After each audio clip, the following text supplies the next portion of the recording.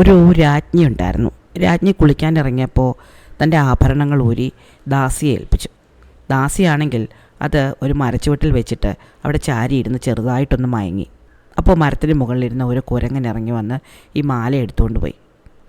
തൻ്റെ കഴുത്തിലിടാൻ വേണ്ടിയാണ് എടുത്തുകൊണ്ട് പോയതെങ്കിലും ഉടനെ കഴുത്തിലിടണ്ട എന്ന് വിചാരിച്ച ഈ കുരങ്ങ് ഇതൊരു മാളത്തിൽ ഒളിപ്പിച്ചു വെച്ചു.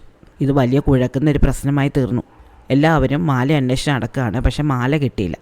ഭടന്മാരാദ്യം വിചാരിച്ചു അതുവഴി പോയൊരു മരം വെട്ടുകാരനാണ് ഈ മാല എടുത്തതെന്ന്. മരം വെട്ടുകാരനെ പിടിച്ച് ചോദ്യം ചെയ്തപ്പോൾ പേടിച്ചു പോയ അയാൾ പറഞ്ഞു പൂജാരിയാണ് മാല എടുത്തതെന്ന്. പൂജാരി പറഞ്ഞു ഞാനല്ല, ഭാഗവതരാണ് മാല എടുത്തതെന്ന്. ഭാഗവതർ പറയുന്നത് നൃത്തക്കാരിയാണ് മാല എടുത്തതെന്നാണ്. ഇങ്ങനെ മാല കിട്ടാതെ എല്ലാവരും ആകെ വിഷമിച്ചു. ഈ സമയത്ത് മന്ത്രിക്കൊരു ബുദ്ധി തോന്നി. മന്ത്രി തോട്ടത്തിലൊക്കെ വന്ന് നോക്കുമ്പോൾ പുറത്തു നിന്നാരും വന്ന് മാല എടുക്കാൻ സാധ്യതയില്ല. മരത്തിന് മുകളിലാണെങ്കിൽ കുറേ കുരങ്ങന്മാരും ഉണ്ട്. മന്ത്രി എന്ത് ചെയ്യുന്നറിയാമോ? മന്ത്രി ഈ കുരങ്ങന്മാരെ കുറേ എണ്ണത്തിനെ പിടിച്ചിട്ട് അവരുടെ എല്ലാം കഴുത്തിൽ ഓരോ മുത്തുമാലകൾ ഇടിപ്പിച്ച് വിട്ടു.